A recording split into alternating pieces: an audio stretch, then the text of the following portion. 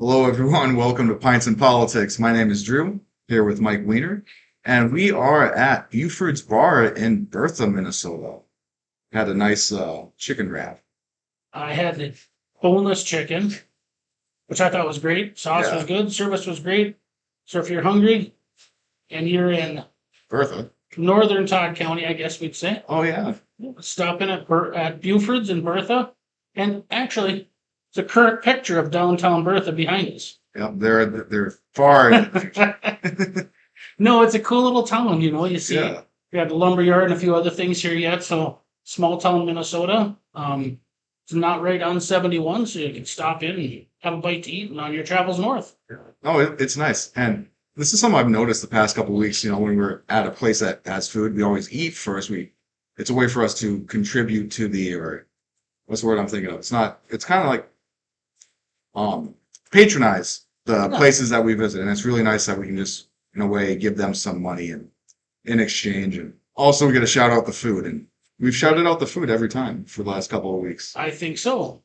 But, Well, I mean, this is part of what we're doing, though. It's yeah, touching the people in the area. We have these I mean, conversations, like not touching, metaphorically. metaphorically, right? Yeah. But that was part of the whole thing with the podcast, though. Yeah, Was yours is more with the beer. You said the social interaction. well, food and drink. It doesn't have to be beer. It can be pop. It can be water. Sure. It can be lemonade. Whatever. It doesn't have to be alcohol. So we have a conversation with folks beforehand, do the podcast. Sometimes we get joined. Sometimes people are watching, as we're talking. Sometimes the crowd gets unruly, but But it's a we have fun good time. It is. Yeah, and also we've been doing this for over a year now, so that's kind of cool. It is. It's Fun been story. educational. Actually, yes, I've learned so much just in general. And now we're sitting here, and towards the end, we're just over a week out, like 8 days for the Yeah. 2024 election. And this is one of the most tense times I've ever seen in my life. Well, It seems so polarizing almost. And it's good that we can still come together with local people or just normal people because yeah, and I think the conversations though are yeah, good. And we see this a lot. I learn a lot through this process. You have conversations not just with very conservative folks, but left-leaning folks, and out here especially, it's amazing. I love sitting down talking with people, and you have those conversations, and it's whether you disagree or agree. When you're done, you shake hands and you go your way. yeah, That's what I think it's supposed to be like. When I see the contention, or the other thing that really bothers me, when we have signs and we say, "Would you like to put out a sign for your candidate?"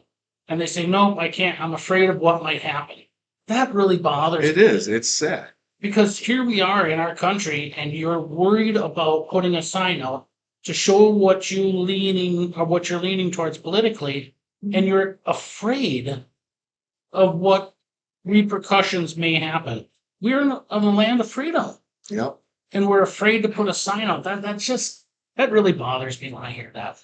Yeah, I believe it. And again, and the current state of American politics is just that's what it pushes. And I know we've talked about it before, but it's just kind of this cycle even where you have tribalism and then you have society and it just kind of builds and you get an expansion or a growth of government even. And it ends kind of like in this decadence of this ruling elite and they get lazy and then they start pushing people against each other and then things get destroyed and it turns back into tribalism.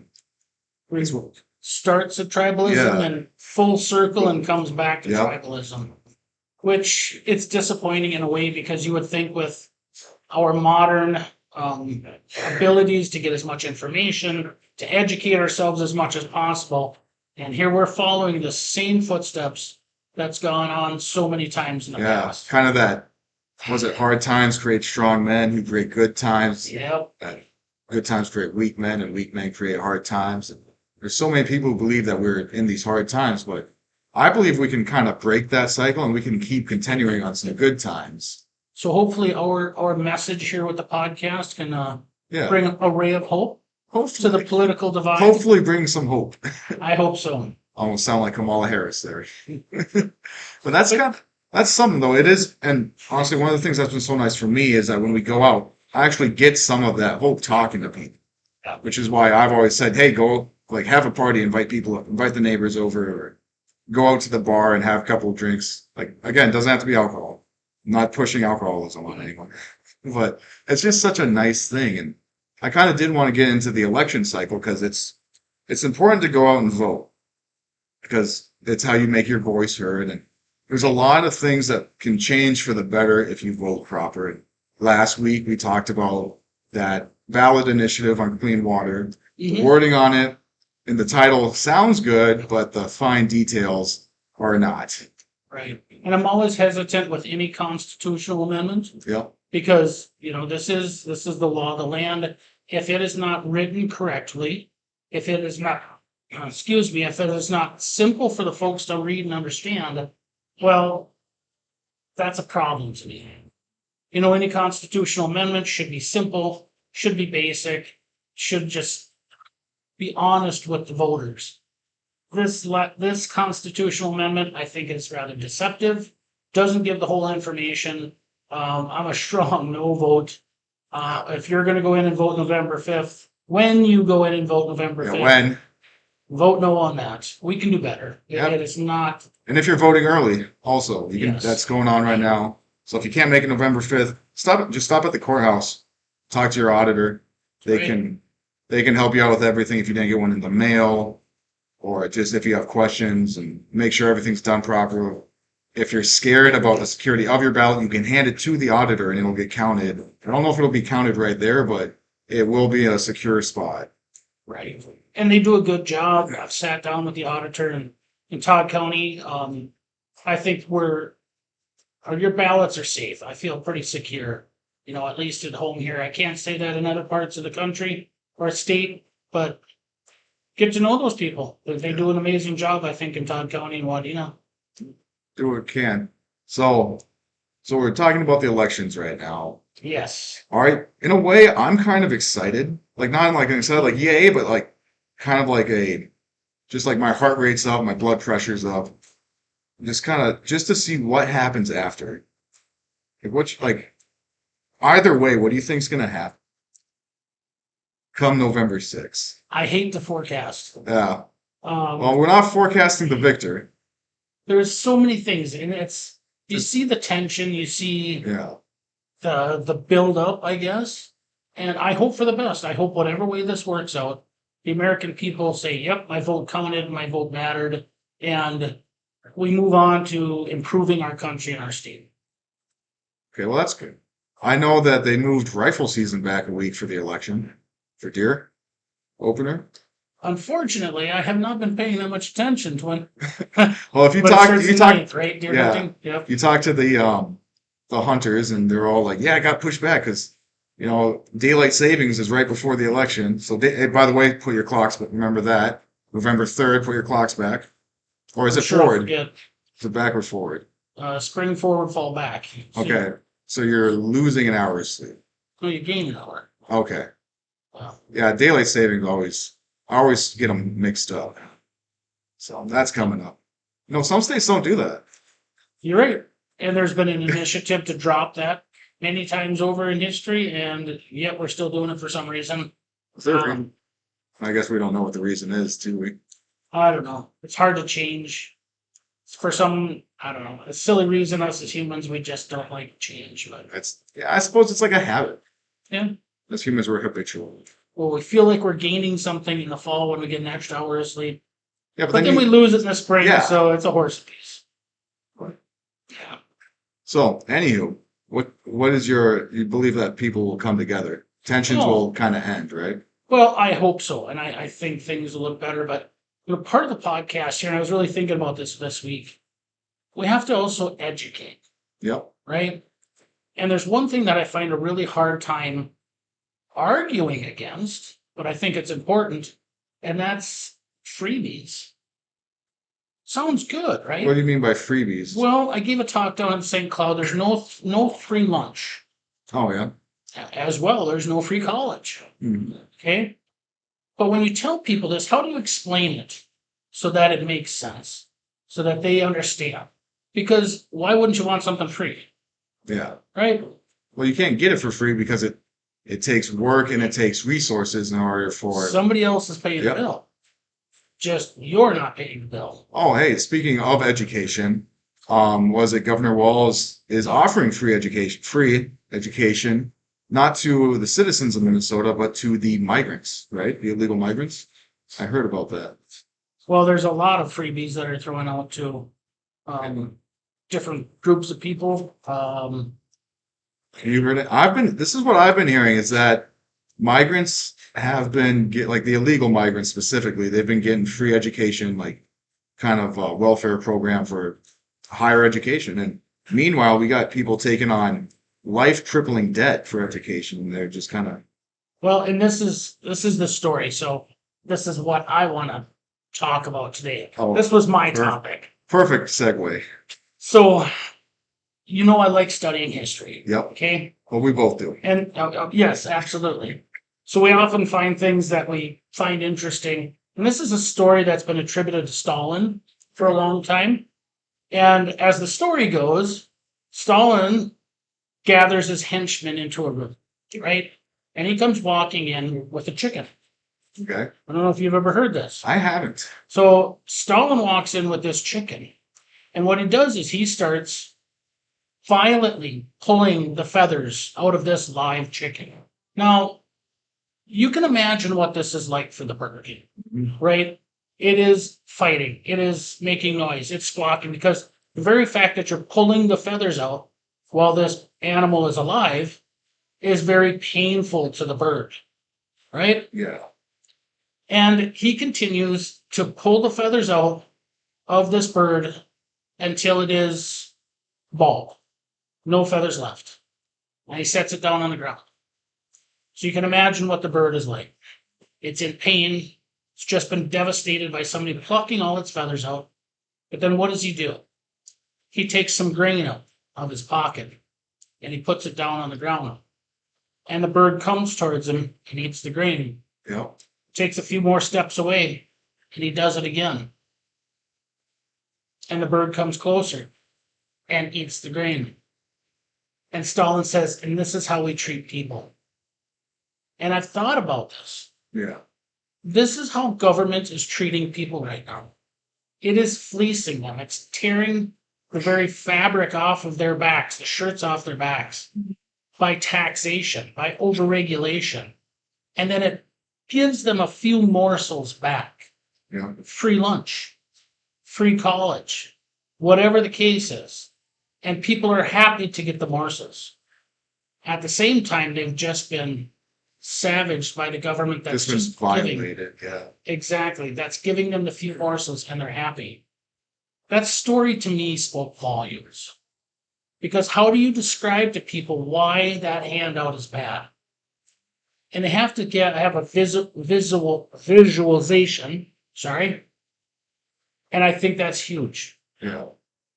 The government cannot give one citizen something without taking it from another or taking it from you. And they do it at gunpoint. And they do it violently. You don't pay your taxes if you have property, and you no longer own your property. If someone with men with guns show up and put you in a box. That's right. Yeah. It's funny. It's funny you brought that story up because I actually did hear that, but I think, and maybe I'm misremembering, but I remember being with a dog and you just beat the crap out of the dog in front of you guys. Could But be. it's the same message. And honestly, that story makes me think of somebody who's living today. It's a North Korean lady named I'm going to butcher this. It's like Yao Ming Park. She's been on Joe Rogan, like Tim Pool, some other people, some other podcasts. North Korean defector lady. Yes. She was a sex slave in China, but she escaped North Korea, and then she escaped to South Korea, and then moved to America. And she's been trying to raise the warning flags because we're going down the same path as North Korea. That's right. So she was telling this story about in North Korea, she only left because she was starving. So if you could keep the people fed and take basically the three main necessities that you see in Maslow's hierarchy of needs, like food, water, shelter, you could essentially enslave a populace like they do in North Korea. In North Korea, if you have a cow and that cow dies, if you eat that cow, the state will kill your family because it needs to go to the administration to divvy it up amongst who they decide should have the beef. So right now, when it comes to taxation, and this has come up many times, but there's varying estimates on the numbers. I remember seeing a thing with Ronald Reagan, and he talked about government was taking 15% or 15 cents of every dollar that was going to fund government, right? And at this time, we're at about 45%, or 45 cents of every dollar that you make is going to taxation. That's huge. That's way too high. Now, add to that, and this is where people are feeling the pinch, inflation, which is poor government policy, is another 15 to 20%. So as it sits right now, 60 to 70%, 60 to 65% of what you make is being taken by government through taxation, through regulation, through bad policy. The fruits of your labor are pretty much gone. Let's put it into perspective. If you lay out the year, you're working until September, mid-September, to pay for government and to pay for inflation before you have anything left in your pocket. How does that make you feel? I mean, people working class, us working class, are working till September before they have anything to put away for themselves, their future, their kids' future. This cannot go on. And it's so frustrating. But when you see the freebies, you have to put that into perspective. It is not a freebie. There is no free lunch, no free milk. The cow has to work for that milk. People have to work for the free lunch. When somebody else is getting the fruits of your labor, this is socialism / communism, depending upon which level we're at. But it demoralizes people. It pits them against each other because now you're seeing benefits going to illegal aliens, like you were talking about earlier, where you have a devastation from a hurricane in North Carolina, and those people are having a hard time getting the assistance that they need, getting the help they need. They get $750, or they can get $750. They have to apply online. Have to apply when you have people who are coming across the border illegally who are getting thousands of dollars. Well, here's, and also to tack on to you brought up the hurricane guys getting $750 if they apply online. Emphasis on online. The hurricane wiped out the internet down there. So how are they going to know? How are they going to apply? It's exactly. It's kind of like they don't want to help them out at all. Well, I think that lesson with the bird. Yeah. Even if it didn't actually happen with Stalin, it's a very good lesson, and I think people need to hear it and they need to apply it. Because if you're getting fleeced, if you're getting savaged by the government, and then happy when you get a few crumbs back, what I say is we need to get out of people's way. We need to let them let them have the freedom. They need to have the freedom to keep the fruits of their labor rather than government take that from them. There's essential need for government, but does it need to be 50%, nearly 50% of what everyone makes? Now you take debt, the $35 trillion debt that every man, woman, and child is responsible for in the United States. This is huge. Yeah, and actually, this brings up something I want to bring up now. You made me think of it with your whole fleecing, beatings, and savaging by the government. It's an extractive system where the government doesn't really work. They just take from others through violence. And I was learning about the Spanish Empire in the Americas. So before Jamestown was even a colony, there was a couple hundred years of Spanish colonization.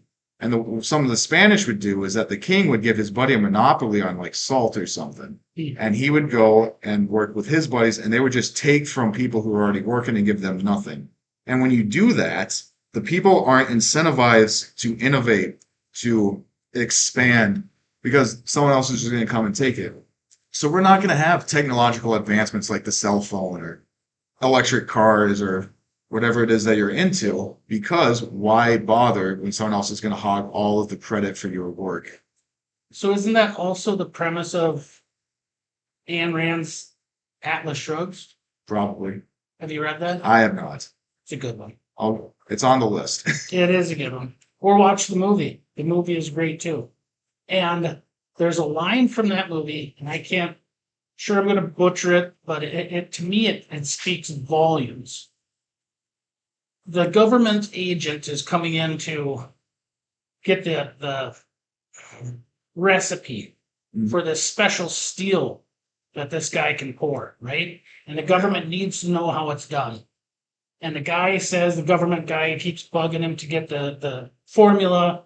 And he says, no, he's not going to do it. And the government guy says, the problem with you is you're stuck with your rigid principles. And the guy says, try pouring a ton of steel without rigid principles. Right? And to me, that was like the best part of that movie. And I think life is kind of like that too. Yeah. Try living life without rigid principles, without an anchor, without a rudder. Well, you turn to decadence. There you go. And We're right back to decadence, aren't we? yeah, and I guess I've been talking about it a while. I don't know how many times on the show, but without principles, you go into decadence and like whatever feels good is good, which isn't necessarily true because I'm sure being high on meth can feel good, but you're destroying yourself with it. Right. So rigid, a little discipline is good for you, even if it hurts. Working out is good for you, even though that's painful. And I know you just started hitting the gym. You've got guys texting him strength emojis, I guess. Well, behind the scenes conversation. But it's sometimes you got to work hard to achieve something glorious. And I'm going to use that word. That's great. Because America is like, we have a glorious thing that we've accomplished here. And now we're squandering it because we want to get high, we want to get drunk. We have all these vices. We want to have sex with everyone. And we're not building anything. We're just kind of taking what we have and being lazy. How many times do you hear virtue or vices come up in a conversation anymore? A lot. Well, I guess my conversations. Yeah, but even with other people, mostly I bring it up. When I talk about society, I'm like, there's too much. People either virtue signal with no values, or they're just like, hey, just we're gonna get high or get drunk. We're just gonna engage in some kind of vice that feels good in the moment, and not fix our problems. And I think that's why anxiety is so bad because instead of dealing with the problems, they'd rather have that instant feel good. Whereas solving the problem may hurt and maybe more work, but then the problem's gone and you're going to have like relief or satisfaction from that even. Hmm. And since I'm talking about society, we can bring up littering and the shopping cart theory. Oh, yeah. Yeah. Conversation we had before we came on the air. Yeah, no, it's the success of a society. Yeah, it's something. I don't remember everything. I'll probably get some text up on screen here for you guys. But essentially what it boils down to is you can kind of gauge the health of a society by whether or not people put shopping carts back at the grocery store like Walmart or whatever. Because who likes having shopping carts all over the parking lot? I don't. I put the shopping cart back. I'm not a degenerate. Degenerate. It's pretty frustrating to try to pull into that parking spot and there's a shopping cart. Yeah. And so I put one back because I don't want that happening to me. Therefore, I don't want to put other people through it. And so what did we come up with before? What is that? The golden rule. Golden rule. Treat others how you want to be treated. That's right, man. And it's I don't think we teach that anymore. Because I remember growing up hearing it. And then I'm kind of looking at the younger people like these dang kids. They're a bunch of degenerates are throwing their stuff because they don't care. But they'll leave the shopping like, oh, somebody else will take care of it. It's like, well, yeah, but garbage can's right there, or the shopping stall is just a couple of steps away. But I think you can kind of see that. I think it's a snapshot of a culture, but it's also it can be in smaller pictures, I guess. Yeah. When I say that, say you come into a really rich neighborhood. It's clean. It's clean. You don't see trash all over the place. And then you can come to another neighborhood and there's trash. There's graffiti. There's all of this other stuff. So is that a snapshot of the culture of how they raise their next generation? And it's like when things are taken care of, you keep taking care of them. Probably like your toys when you're a kid. Yeah, if you don't put your toys away, they break. That's right. Yeah. And then you're stuck with broken toys. And if you don't care, well, what else do you not care about? Do you have toys from when you were a kid? I do actually. Yeah, Yeah. I Oh, do too. it's kind of nostalgia. I do too. You know, they're not broken. I put them away. Mm-hmm. Yep, at my house I have a race car that you pull back, and you hit the button, Oh yeah. it zooms off. Does it still work? It still works. You take care of some, and I guess I learned this about guns when I was learning about guns. You got to clean your guns like every year or every so often because they'll last forever. But if you don't, it'll rust and it'll break, and you kind of need your gun for hunting That's right. or for other gun things like target practice, Little recreation. gremlin goes a long ways. Oh yeah. That's right. So and when we look at society, if people don't care to, maintain their society or maintain the look of it because optics matter, then they don't really care what happens to their neighbors. So, I have exposed beams in my house. Yeah. The race car is sitting above there. But on one of the beams, there's a broad axe, if you're familiar with those. Oh yeah. So that broad axe used to hang in my grandpa's, what we called the welding shop at that time, because that's where the blacksmith was, the welder, that kind of work was done in that building. That hung up on the wall. When they moved off the farm and they put everything up for sale, I wanted that broad axe, and I didn't really know the story of it. I just thought it was cool. But that was I think it was great grandpa's broad axe that they had used to hew the logs of the original cabin down by Padua. Huh. So you talk about taking care of your toys, they took care of their tools. And now here we are. Who would have thought 4 generations later it'd be hanging up in my house? That's hilarious. I got something very similar with a potato sausage recipe, but it ties back into tradition because you have your Cabin out of potato sausage? oh yeah. no, like kind of with your broad axe, it's passed down. I got this understand. I'm just recipe. Yeah, I know. But it ties back to tradition. So you have our things from the past that we take with us to remind us who we are. Right. That's You take care of that history. yeah. You honor your Yes. fathers. That's right. I think that's a noble thing. I really do. So, yeah, we've had a pretty good conversation. Yeah. Down here in Bertha, of all places. Got my chicken Stalin story in, so I really wanted to talk about that today. Yeah, no, that's important. And I've seen it. I have seen that. But if you keep the people fed and give them housing and water, you can treat them however you want if you provide that. Because where are they going to go for food but you? Well, it's in man's nature to build. Yeah. So when you're given everything, the incentive to build, you actually take that away. You take that part of human nature and squash it. Yeah, and it's so sad. You look at how Soviet society was run under Stalin. You see granted the pictures are in black and white, but you can colorize them and it still looks black and white. Pretty bleak. Like everyone's got dead in their eyes. There's no life in them.